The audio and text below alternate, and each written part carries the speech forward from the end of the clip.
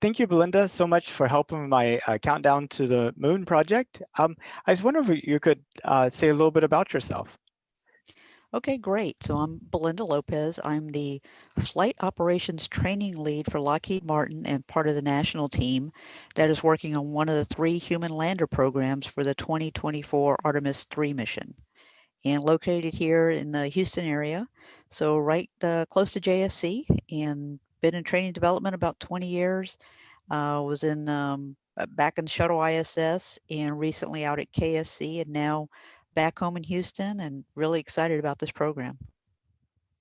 I was just talking to a person that does human capital management for NanoRacks yesterday, and he Mhm. was mentioning that finding qualified uh, flight operations people that are willing to move is really challenging. And I was just curious from a training perspective, you know, uh, how we turn, what are the people that usually become like flight operations people, and oh, what's sort of like the training before you start training them that they should have? Yeah, so definitely finding qualified people is a real challenge right now. And I was actually thinking about I was driving home this afternoon, and I've talked to people in academia, junior colleges, and trying to get more people into the field. It's very engineering heavy currently. So the normal path for most people is to get an engineering, computer science, math degree, physics, and then internships are a big way that folks get into aerospace. And then after that, there's really not a specific college program that is going to teach you how to be a flight controller, how to drive the Mars rover, how to, land on the moon, because it is such a specialized type field.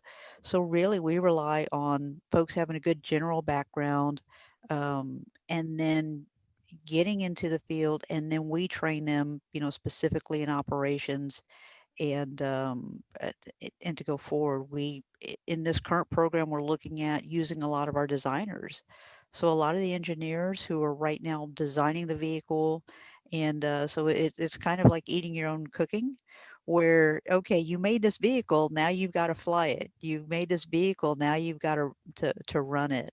And so that's definitely one pathway, and it can take. When I was at NASA, it can take up to 2 years to be certified for your first, flight control role, your first role. So, you have to plan ahead. You have to be willing to basically get a master's on the job type training just to be able to do one of your first missions.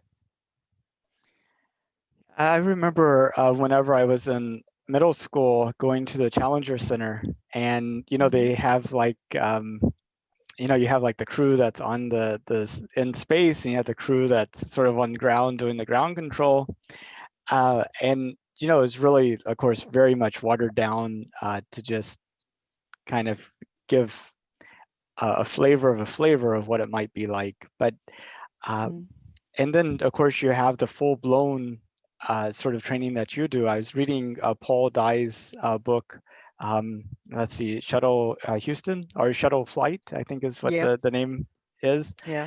And he starts off by going through sort of like an air leak on the shuttle ISS, and it turns out to be a simulation. I was like thinking I didn't remember hearing about this, but I like listening to all the details in those simulations and the way it's conducted and what have you. It's quite an intensive um, effort, but um, it sounds like that what you're saying is there's really not a good thing in between those two sort of experiences.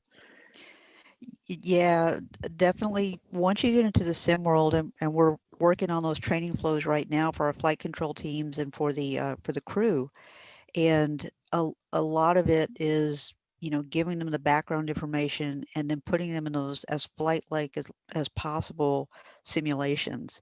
So for flight controllers, sitting console and going through hundreds of different scenarios. It could be as simple as, okay, here's the first problem you're going to encounter. And then for crew, the same thing. They'll have like a couple of perfect flights, nothing is wrong, this is how a nominal flight would run. And then from there on out, it could be a year, 2 years of simulations, both where they could sit down at their desktop or on their laptop and practice something, all the way up to a full mission sim where you're running the whole timeline and the whole everyone is there and running that. So it's quite an effort to put those sims together, to work with your sim supervisors, plan out a sim, what faults are going to be where, and now just building the simulators, the software to run the simulators is almost as complex as some of the flight software, because you've got actual flight software you're running, and then on top of that, we put a layer for the instructors to be able to inject faults and do our tracking and evaluations that we need to. So we're working on a lot of that right now, and it's a pretty complex type thing. And looking forward, how we're going to need thousands and thousands of people in the future for that. We definitely have to figure out a way to bring that to more people, to refine our processes, and and I don't know anymore if that's working with academia and developing degree programs or working with technical, some of the junior colleges and giving other people opportunities, because not every single role needs to be a complete engineering role or physics role, because a lot of those daily operations roles, logistics folks, packing, things like that, consumables, those don't necessarily have to have an engineering degree, but we're now, I know several people who have come in from, completely other fields and now have ended up in this area. What got you into actually doing the training for human spaceflight? So I'm definitely one of those who's not an engineer. My undergraduate degree was actually in political science, and then I went back to get a master's in computer science and ended up doing instructional technology and instructional design. And the university I was at just happened to be a stone's throw away from JSC. So the professor I was working with started an internship, and I did a summer internship at NASA.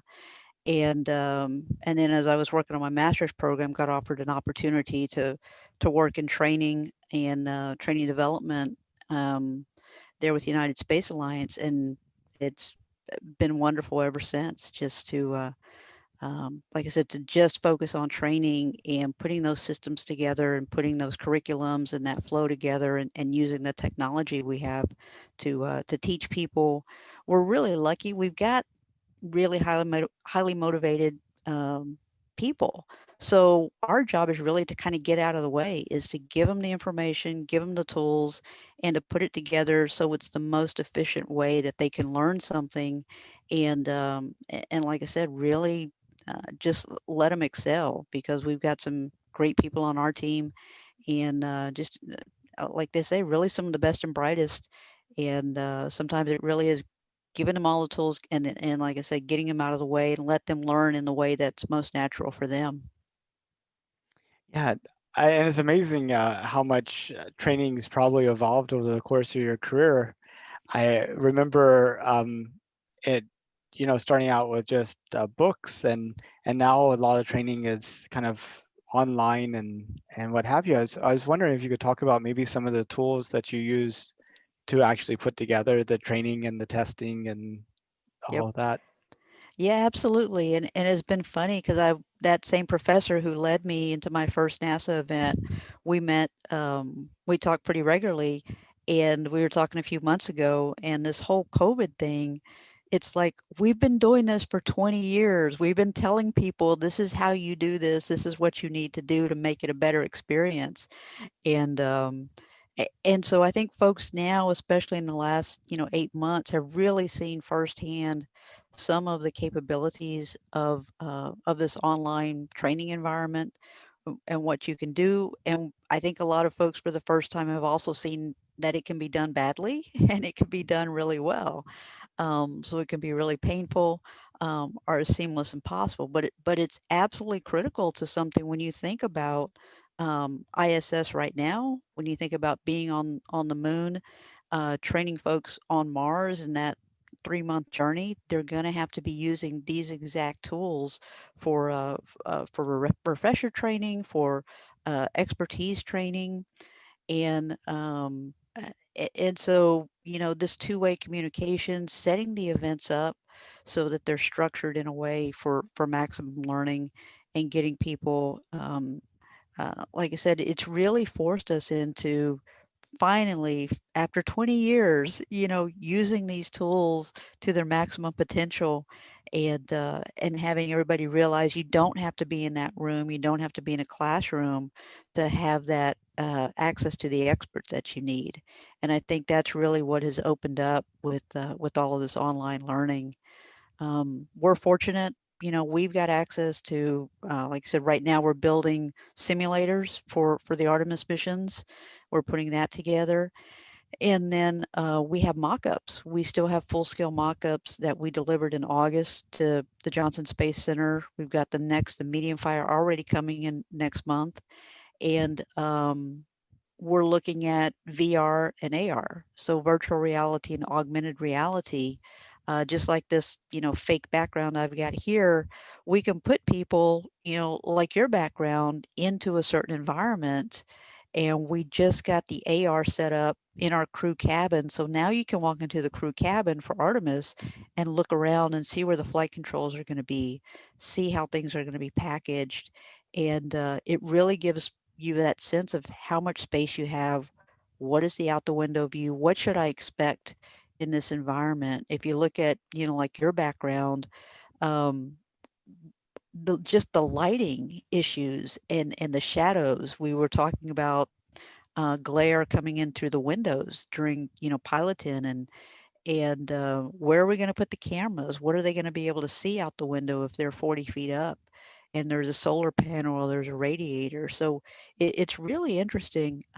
Like I said, now that we've got better AR and VR, it's still not perfect. That's something that I think is really evolving and really helping us with training going forward. That to give people that feeling. One of the things I was fortunate to get into the Apollo 11 limb model in VR. It was absolutely perfect model. Every switch, every panel was in the right place. And the one thing I didn't think we could do in VR was falling. I said we can't get the feeling of an actual descent, of actually taking that vehicle from orbit and putting it on the moon. And then they went and put me in a grain silo and dropped me down an elevator.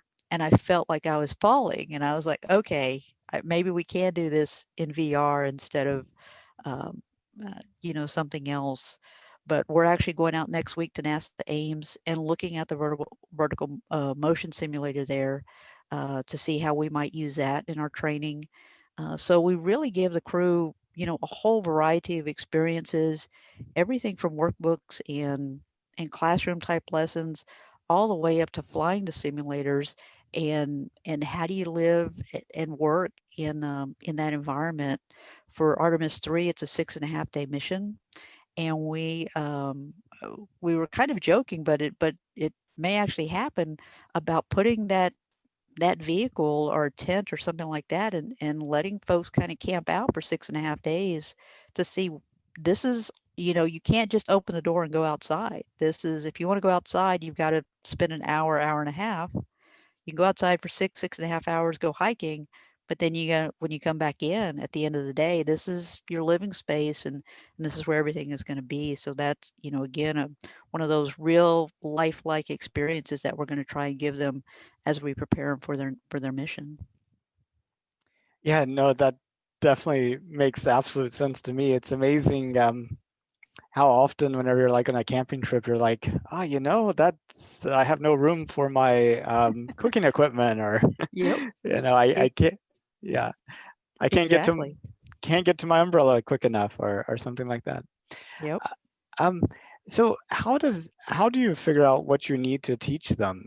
Is it essentially like mission planners and what have you coming to you and saying this is what they need to learn, go and put together a curriculum so that they master that, or how does that work?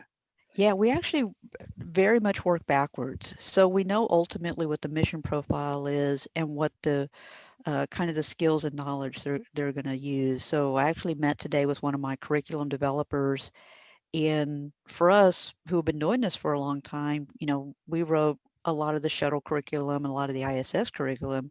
So it is really working backwards, and saying these are the ultimate learning objectives. They've got to be able to do these things, and breaking it down to the microscopic view of when you look at, like your background, I already see, okay, they have to live and work out of that vehicle. All right, if they're going to interact with that rover, what are the controls and access they're going to have to that? And for me personally, I generally start with a huge whiteboard and just and post-it notes, and we literally put them on a wall and move things around until we're happy with kind of the big picture. And then we get down to level 2, level 3, level 4, and just like a college curriculum, you can't get it all. You can't take a 4-year college curriculum and do it in 6 months. You've got to give them the basics, the fundamentals. And so they're all coming to us out of, either an astronaut candidate, they've just finished that basic training flow, but they're all coming with completely different backgrounds. Some are pilots, some are mission specialists, some are geologists, some are doctors. So it's a whole spectrum of people now, and we've got to give them a common basis, common skills, and then we just get more and more granular over time. And that is working with our systems experts and our mission planners and saying, okay, during this phase of the mission, what are they doing and what do they need to learn to be able to accomplish those mission objectives? And we just work. It'll be a good year-long process just to write that curriculum and to get that training, developed so we can start giving them that training at least 2 years out. So if we're 2024, sometimes I look at the calendar and think we're already 6 months behind because we know our simulators are coming on a certain date, and we've got to be ready to use those simulators and to put people, like I said, starting in 2022. We're on the cusp of 2021, so we have already started our training development, and we'll jump into it full scale in January for sure. And it seems to me, just thinking about your job and as you talk about it, that what you do is like really, really cool because you have access to the people, to the mission planners, the equipment, and you're sort of getting to.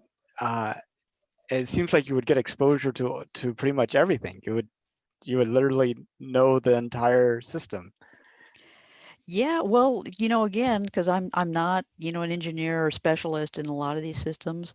The good thing is we have access to those folks, so we bring them in, because we were again trying to figure out how many instructors we're going to need, and we're going to rely heavily on our NASA counterparts. We're primarily worried about that vehicle, the hardware, that type stuff. A lot of the EVA stuff is NASA already has a lot of that developed, but yeah, you do end up learning so much of it, and that's why I love this field because I always tell people I'm an introvert, and so introverts step up, when it's the right thing to do and because they're passionate about something, and that's why I kept coming back to NASA and why I wanted to get involved in this. Mission in particular, because I'm absolutely passionate about it, which makes it really, really easy to learn, because when you want to learn something instead of having to learn something, it's you don't even have to teach people. They're, like I said, you're getting out of their way. You're putting them into that crew cabin and letting them fly the mission, and I'm just giving them all the tools, giving them access to all the experts they need to accomplish those things. And it is fun learning this stuff. I learned a lot. I gave a lesson this morning to um, someone on NASA, one of the systems folks, and I tell them I learn just as much every time I give a lesson because of the questions they ask. And it's like, oh, I hadn't thought about, let me go find that out for them. And so when I have to answer their questions, obviously I'm expanding my knowledge too. And it's really fun stuff. It's stuff like, well, how are they going to do this? Or how are they going to do that? It's like, I hadn't thought about that. So let me go find out and putting that picture together. So that's been a lot of fun. Uh, yeah, and it's going to be 2024 before the rest of us get to see people on the moon, but it seems like you Mm. will be there and back probably hundreds, if not thousands of times before the astronauts go. Yeah, we just got one of our simulators installed last week, one of our first ones, early delivery, and they've already got the rendezvous out the window view. So I was looking at that this morning, and then they've got the ascent, so the launch off of the moon to go uh, uh, back into NRHO, near rectilinear halo orbit. And so they've got that out the window. And I keep saying, I want my descent. I want to see someone landing on the moon and what that's going to look out the window. And that should be coming in a few weeks as well. So that's going to be exciting. And us going back to the moon was just announced. I mean, us going back to the moon in 2024 was just announced, I think, February or March of last year. And I was wondering how soon after that you had heard about it. I've been following things off and on. Like I said, it's always been an interest, even when I was off, working um, oil and gas or real estate or other things while there wasn't that much going on in this space. And as SpaceX started ramping up, as some of the other aerospace companies started ramping up, um, it's like that was announced that President Trump and then Mike Pence announced that, and it was like, okay, that seems ambitious, but myself and several other people on our team, it really caught our attention, and we said, hey, we want to be a part of that. So almost immediately after it was announced, we all started hanging around again and started saying, hey, how do we get involved with that? A lot of us went to conferences like SpaceCom. I was at SpaceCom Live last week, or last year, and saw some of the sessions online this year. Um, I took a course, a space kind training with Loretta Hidalgo Whitesides, who's with Virgin Galactic, who's awesome, and just again, it- finding myself back in the community, reaching out to people I had known in my network, and it all worked out that I got the greatest job in the world. And if somebody else was wanting to I kind of go into the same field that you're in right now, what's sort of the pathway that you would recommend to them? So now I would say look at having some sort of technical background. So computer science, the engineering, find a system, find an area you're really interested in. Like I said, my path was a little bit different than most folks. Now, a lot of folks are coming into training from technical fields that they're a flight controller and they're an instructor. They're a systems engineer and something else. Um, but we need, I mean, I just brought on, graphic artists, people in animation, people with great logistic skills. So you never know what kind of niche. And again, it goes back to what do you like doing every day? Do you like getting up every day and doing CAD drawings? Do you like getting up every day and worrying about energy generation or solar panels or solar technologies, things like that, and robotics. Robotics are huge. Do I like working in VR and AR? I remember going to junior highs for career day and telling those folks to, look at the credits at the end of the movie. Look how many people are involved. And space is kind of that way too, where you only see the crew or the front room people, but there's hundreds of thousands of people behind the scenes doing jobs that you would never imagined, because you can't get a college degree in building mock-ups, and some of the other things we're doing now. Um, and even some of the software developers and computer science folks I was talking to last week were saying, I never would have thought with my skill set, I would have transitioned into working for NASA. And here this guy was, and he's putting together our simulator for landing on the moon. So he was really happy that, things worked out that way.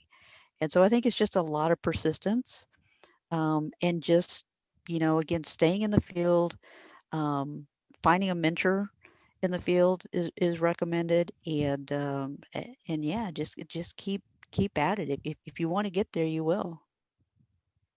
That's so true. Uh, Failure is a decision to stop trying, Hmm. not an actual permanent end state. You could keep going until you succeed, I guess is the moral Yep, of the story. absolutely. Um, my original plan whenever I started this project back in December of last year was to interview everyday people like at Starbucks and on the street. And, Hmm. I interviewed people in Minneapolis, here in Houston, in London, in York, and Edinburgh.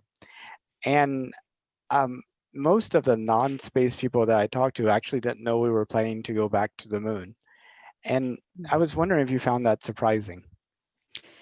Oh yeah, absolutely. I mean, lots of my own family members, and when I was with ISS, my sister was like, "Wait a minute, you mean there's 6 people right now floating around in a space station?" It's like, well, yes. What do you think I've been working on?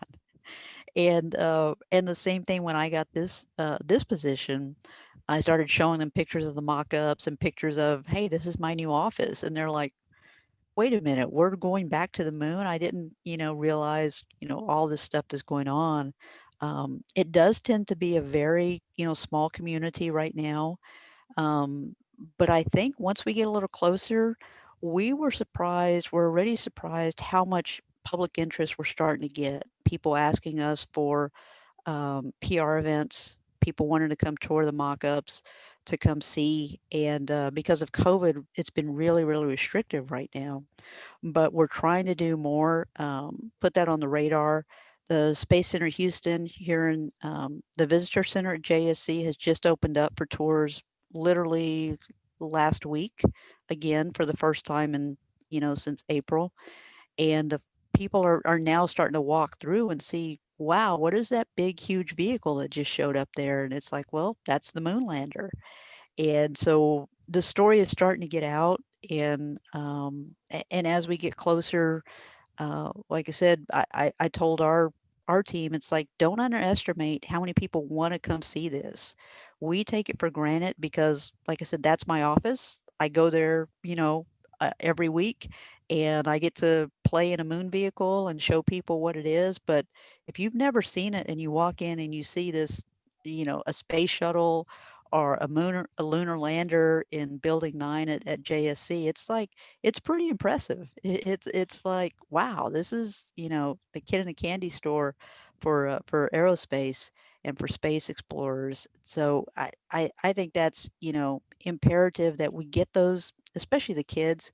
We get the kids back to come do the field trips again, and we get folks excited again about, hey, you don't have to, you know, have an ordinary job. You can now start planning this extraordinary, new era of exploration, both for the moon and for Mars. And the faster we can get those kids excited about it, the faster they're going to push us to create these great technologies and new pathways for them to get there. Yeah, and Um, I was wondering what you thought the next decade might be like in terms of space exploration. To me, just looking at it from an outsider and a space enthusiast, we have the North Houston Space Society chapter up here, where we meet monthly, and we went on a tour of nanoracks, and I'd like Hmm. to see if we can come take a tour of the mock-up after this COVID-19 Yeah, thing's all over. yeah, absolutely. Um, but to me, it feels like that kind of like all the investment and interest and activity that we're seeing in space exploration right now reminds me of kind of the same thing that we saw with the internet back in 1990, in the 1990s. And I feel like that the 2020s are going to be to the 19 to space exploration what the 1990s were to the internet. And I was wondering if you felt like we were really on sort of like the beginning of this brand new space age in 2030, things that are impossible to imagine now will be kind of commonplace, or if you think that might be a little bit too optimistic.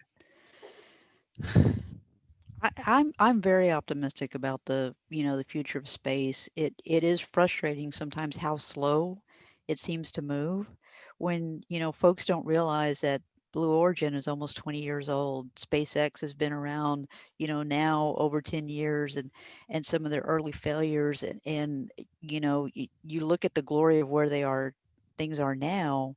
So you don't realize, how long some of these things take. And I was trying to imagine, is it a matter of, is it just throwing, if you just throw a lot of money at it, it's going to happen fast? Or is it really that the technology just takes a certain amount of time to mature? And so if you threw all the money in the world at getting us to the moon, in a year, could it happen? It's like, no, because of the technology readiness has to kind of evolve. You're doing a lot more testing in software. You're doing a lot more testing in VR, and so to me, the future can't get here fast enough. I would love to see us on Mars in 2030. And the gentleman I had lunch with today, it was kind of funny. He was one of my mentors. We did an event, let's see, when was that? It was over 10 years ago. And that event was to figure out whether we have to select certain types of people or we can train certain types of people for Martian, for Mars missions. And we're like, wow, we talked about that 10, 15 years ago. And here we are just going back to the moon now. Um, so I hope it'll accelerate once we get some of these technologies proven on the moon, because it's really not that much of a leap, from a vehicle perspective to get us to Mars. What is going to be much different on living on the moon and Mars is the people aspects of it, because we can send rovers and we can send robotics, but to have an environment where humans can live and thrive and not have really, really dire health consequences with the 1/6 gravity and then the Martian gravity, living in a completely enclosed environment, it is going to be really, really challenging. And a lot of folks, I think, you look at the glamour of it, but living in a basically a space, initially that's really, really tiny, about the size of a small tent, it is not fun. I mean, the ISS didn't all happen at once. It took a long time to get it built up. Now you've got a 3 bedroom, 2 bath house, but initially they were in a tiny home, and and it'll be the same thing with these with the Moon and Mars mission. And I do think it'll accelerate, but I think it's really hard to tell what that pace and how much faster we can make that happen. Yeah, it's kind of funny, that Mars One project claims that several thousands of people were willing to go on a one-way journey to Mars. Yeah. And I'm wondering if at the end of April, after being locked down from COVID-19, how many of them would still want to be in a capsule to go? Yeah, exactly. And we joked about it, but again, but it's true. COVID really taught people, some of those things. And I'm fortunate, and we're fortunate in Houston that we've got plenty of space, plenty of green space. We can get out to parks and things like that. But I couldn't imagine living, like in a big city in an apartment where you're not supposed to leave your apartment and you're not supposed to go out much. But it is a very good analogy for those first early settlers who are going to have to live in very small spaces initially, and then, grow those cities and grow those technologies. But um, yeah, it's going to really have to be some really special people to do that. And I've met some people who, like I said, are willing to do that, and I question myself, would I be willing to do it? And I go back and forth, and where I'm at now personally, I would do it. I'd do it in a heartbeat if I thought I had the right skill set. I know I don't. I don't have what I think we need to be part of those first missions, but people with those medical backgrounds, people who can basically perform brain surgery and rocket science and be nice people, which our astronaut crew just turns out to be over and over again. I'm forever impressed by the quality of the crews and the people involved in these missions. So Yeah, we'll find those right people, and we're going to support them in their missions. Um, yeah, I'm just it's just exciting future. I was wondering what you saw as being the biggest kind of challenges that we have to overcome in order to have a future where humanity expands beyond the Earth, and we're not just taking like I mean, there's so much kind of that goes into putting astronauts on the International Space Station, now how to send them to the moon. But for us to truly be able to expand humanity beyond the Earth, um, a lot of, I mean, it would be impossible if it required the same level of investment for everybody that was going. And I was wondering what you thought that path might look like. Yeah, absolutely. I went back in history. At first, I tried to look at science fiction and say, what does science fiction say about training or about education in the future? And I was really disappointed that there were very few science fiction that talked about like schools in the future. If you look at Star Trek, even, it was still a very traditional classroom setting. Like if you look at Next Generation, even Firefly, and and some of the other science fiction out there. There's Ender's Game, and it was like, really, that was our big leap, is getting all these kids into war school. That's not what I want to see. So I tend to have a very optimistic view of the future and how we're going to evolve. Um, so I started looking at the past and saying, really, we had to look back at what did the pilgrims look like? What did those colonies look like? What did it look like going across the U.S.? What did it look like people, migrating to new countries and things like that? And it really was those small pioneer family units who they were all homeschooled, just like COVID is making us do now. You didn't have the luxury of having a school or nursery or daycare.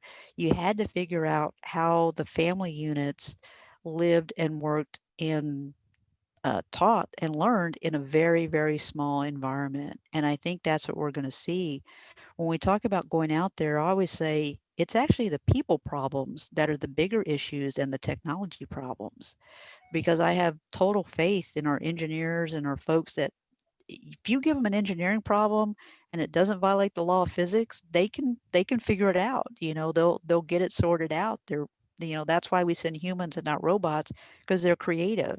They'll figure out, hey, I'm gonna break this stick and I'm gonna use it a different way. I'm gonna use this equipment in a new way that we didn't anticipate.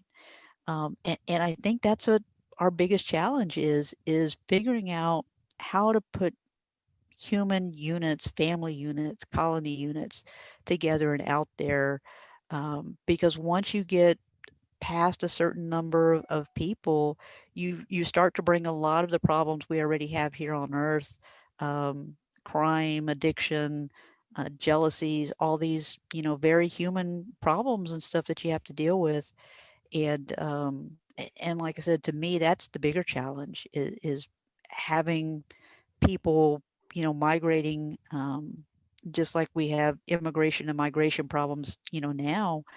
It's really the same when you look at space. It will just be a different, place that we're going to. And like I said, I think we can solve the technology problems. Pretty confident of that.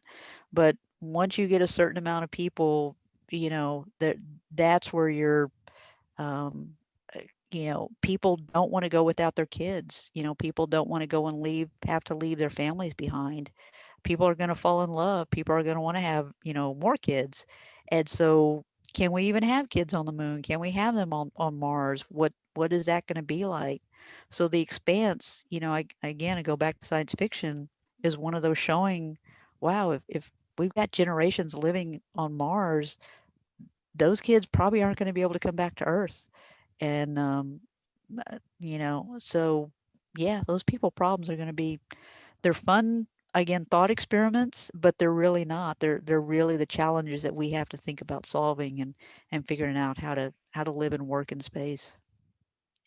Yeah, I you were talking about the pilgrims provide kind of a model of how families have to teach themselves. But I gotta also think that one of the challenges for us is that used to families and small communities were semi self-contained economic units. Hmm. A family living on a farm could very easily, not easily, but um, often may be producing everything that family needs, with the exception of some, kind of capital imports or tools or what have you. Right. They would cut down the trees to build the log cabins. They would plant the crops to create the food. They would milk the cows and what have you.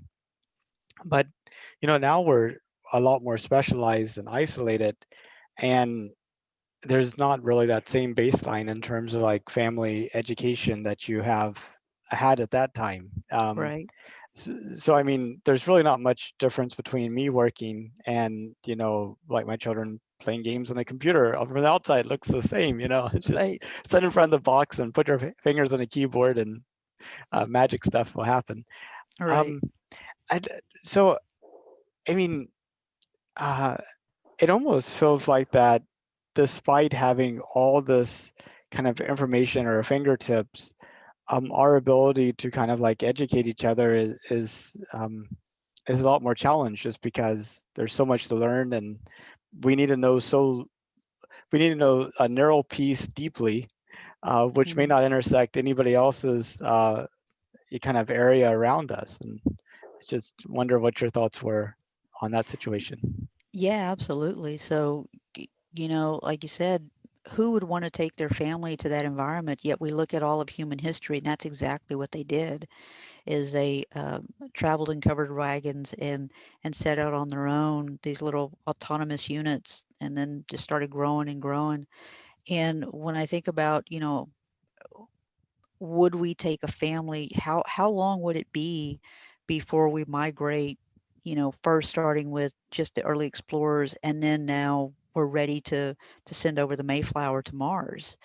And I think technology has shrunk down that. I used to actually memorize at one point how many years it was between Columbus coming and then the Mayflower landing. And I tried to, I think it was, I want to say, it wasn't that long. I want to say like 75 years or something. Um, so when you look at technology, who can kind of shrink that time period, um, uh, so yeah, it's going to be real interesting to think about, because when you look at science fiction and stuff, they kind of skip the whole middle part of it. It's like, oh, first people on Mars, and all of a sudden there's this beautiful city of thousands of people who are magically there, and everybody's happy and everything's good, and there's no crime, which would be awesome. But uh, but who knows? And like you said, we have a lot of specialists, but we're probably going to need a lot more generalists and a lot of people who can do a lot of different skill sets and stuff. For ISS, they're definitely trained in all sorts of stuff. So you may have to learn how to take your own blood, may how to do your own experiments, your own medical stuff. You're also going to be over here fixing this avionics panel, and you're also going to be over here, working on this, payload experiment. So folks with just, have a lot of deep knowledge in one area, but who are able to adapt and can expand that knowledge. We're looking at a lot of folks who have the ability for hydroponics. How do we grow food? How do we produce food? So you don't have, hey, that guy's the farmer and this guy's the butcher and this guy's the baker. It's like, everybody has to, like you said, has to know a little bit of everything. They've got to be able to cross disciplines and be willing to learn everything. So yeah, it's going to be a challenge, and it's going to be interesting. Again, when I look at it from an education standpoint, I've got a project I call the First School on Mars. So again, my eventual PhD program of what is that school going to look like? And it's probably going to look a lot more like a COVID school than a regular school with, everybody in first, second, third grade. It's going to be remote learning like this. It's going to be the old one room schoolhouse model of a lot of different age kids, because you're not going to have 200 kids who are all in first grade. You're not going to have, so it's going to have to look very different. Your parents are going to be living and working in the same place 24/7, and so you're not going to have that luxury of sending them off to daycare. Or are you? Are you just going to have one person who is there dedicated to, being the teacher? So we're really having to adapt those models and really have to, like I said, figure out things differently where you've got, people all over the place. And, how old are your kids? One's 22 and the other one's 18. Oh, okay. So they're pretty independent. It's not we've been in, like I said, in these COVID meetings and people are, hey, I got to go, and you see their kids running around and like my kids who are my cats sitting right here next to me, and that's another thing. Are we going to be able to have pets in space, so it's all these things that, are we going to be able to do, what we call normal here on Earth in a space type environment, and how our bodies would adapt to it and how other things will adapt. Will we take, animals for, for companionship or for meat production? How are we going to do all those stuff? So yeah, some really interesting projects and some really interesting, like I said, it sounds like a thought experiment, but we're there now. I'm already planning, thinking about that curriculum for, hey, if we've got kids on Mars, this is what they need to be learning. They may not need to be learning about weather in the same way we're here on Earth. They're going to need to learn a whole different skill set to live and work and play in that environment. And I love challenging my nieces and nephews to, hey, how would you play baseball on Mars? How would that work? Would you be able to play tennis? What games would you be able to play? So I think that's a lot of fun to think about those stuff and then use that to teach our kids about physics and about different gravities and things like that. And I love making kids think because like I said, I always feel like if you ask them enough questions, they don't have time to ask you questions. So I'm constantly asking them questions. That that sounds like a good strategy. I wish we had this conversation about 20 years ago. No, Yep. I mean, I'm driving in the car with, a niece or nephew, and I'm like, wow, look at those power lines. Why do you think that bird can sit there? And then they're like, and, and now that they've got iPads and cell phones, I'm like, well, look it up. Ask Siri, ask Alexa. And and if the answer's not there, you send them off on a path to start figuring that out. And that's I guess that's why I'm in training and in education, is because I love kind of putting that spark in people's head and then letting them go and figure it out and letting them learn.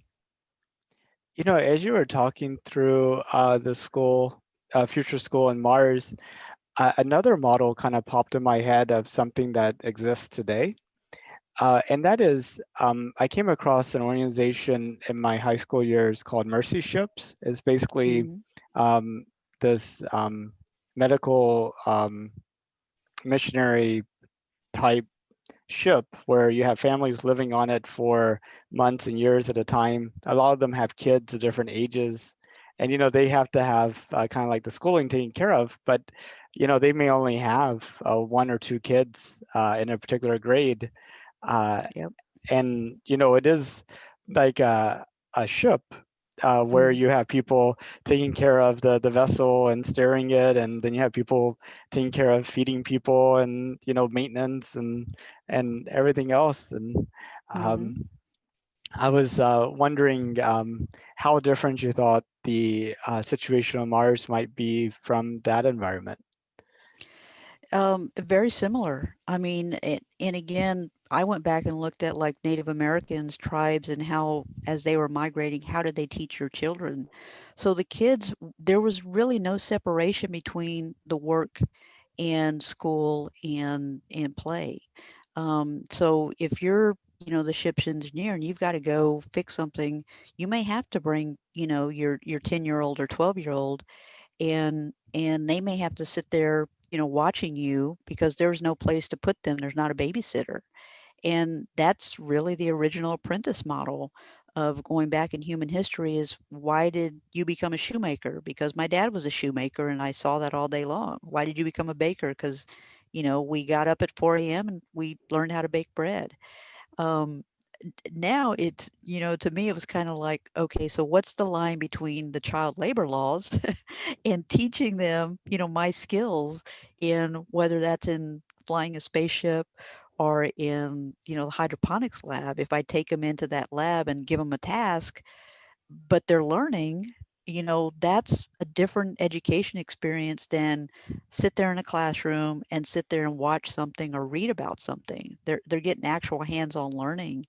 um, so I think we really have to adapt and really come up with a new model for it, and you know, let those kids, after a certain age. Of course, you don't want 2 and 3-year-olds in a non-safe environment, but once they're old enough to start to understand, it makes sense that, hey, yeah, come to work with me. That I really don't like right now how parents work sometimes, and I get it for safety reasons, but a lot of times it's like, no, you really should bring your kids to work. You really should let them see, get a sense of what you're doing all day. And it could be, uh, a typical office worker, but getting them to understand that, yes, I'm sitting here on my laptop, but what I'm actually doing is writing a software code for this other thing, or I'm really working on a legal case for this other thing. So yeah, I think there's going to be a lot closer um, kind of integration between learning and what people are doing on an everyday basis, and that type mercyship is probably a better model than what we're seeing in current schools right now for you know uh, these small environments, these small colonies of people. That's just, I think, the way it's going to evolve initially, at least. Yeah, I think one of the shortcomings of our current educational system is that everything is sort of talked about theoretically out of the place of it actually being used. I mean, you're teaching Mm, math and you're teaching science, but it's so isolated from anything. right. But like on a ship where you have to go and figure out, how are you going to fix the electrical system. Suddenly Hmm. all of it has practical and important and immediate needs. Yeah, So um, exactly. a lot more project-based experiential type of training seems like it would be Hmm. good. Yep. Well, I really appreciate your time. Is there anything that you wanted to talk about that we didn't get to? No, like I said, it's been interesting. I've seen your podcast before and some of the other ones and stuff. So yeah, so thank you for the opportunity. It was a great conversation. I look forward to continuing it uh, and yeah, helping grow the community and helping folks get to back to the moon and to Mars. It's exciting stuff. It is, and I really look forward to seeing your Mars School of the Future. I can't wait Yeah. to see that. Yep. Yeah, and I'll challenge you, like I challenge everyone to, to start thinking about that and maybe putting a lesson together for that first school. I've got a friend of mine who's a composer, and I'm challenging him to write some music for Mars. And a friend who's a choreographer, it's like, well, what do you think dancing is going to be like? Write me a dance for Mars, and so maybe you can come up with something that could be part of that project as well too. Yeah, that Um, would be fantastic. I would love to. Great. Yeah. Well, we'll keep talking, and we'll get more people talking about it, more people excited. I like it. Well, you have a good rest of your evening, and Okay. we'll be in touch. All right. Great. Take care. Thank you. Thanks.